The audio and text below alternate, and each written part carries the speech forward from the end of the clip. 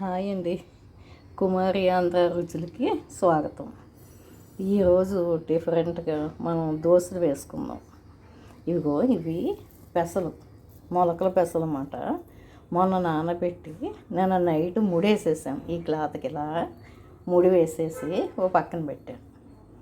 నానబెట్టిన మొలకలు ఎత్తిన శనగలు పెసలు ఇవి కొంచెం కొంచెం మొలకలు వస్తున్నాయి చిన్నగా. ఇవి బొబ్బర్లు, మొలకలు ఎత్తిన బొబ్బర్లు. ఇవి బొబ్బర్లు, ఇవేమో శనగలు. ఇవి బాగా చిన్నవి కదా, బాగా మొలకలు ఎత్తేసాయి బాగా. ఈ మూడు కలిపి నేను పెసరట్లు వేస్తున్నా. కొంచెం తిప్పాను. అన్నీ కలిపినవి, మొలకలు ఎత్తిన పెసలు, బొబ్బర్లు, శనగలు.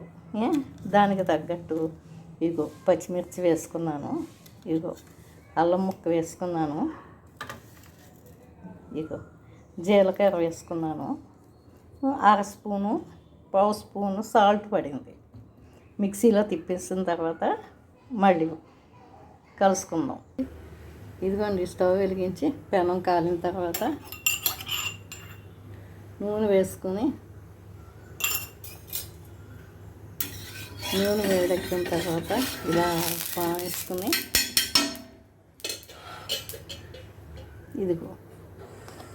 ఇందాక చూపించాను కదా పప్పు, అవన్నీ మొలకలు ఎత్తినవి అన్నీ.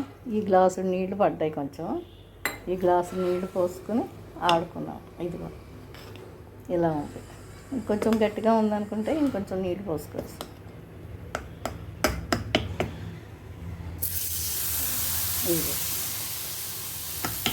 మనకి ఆరోగ్యానికి ఆరోగ్యం, అన్నీ బాగుంటాయి. Multi vitamin dosa.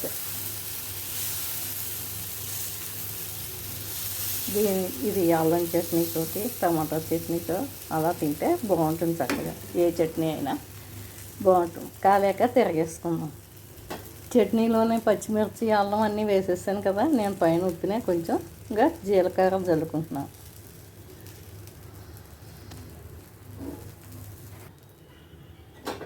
ఇదిగోండి, ఇందాక అట్టు చూపించాను కదా, కాలింది.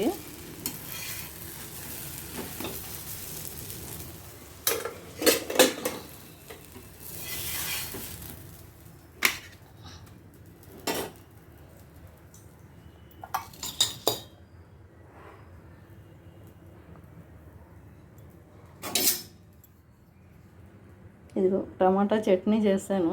టమాటా చట్నీతో అట్టు.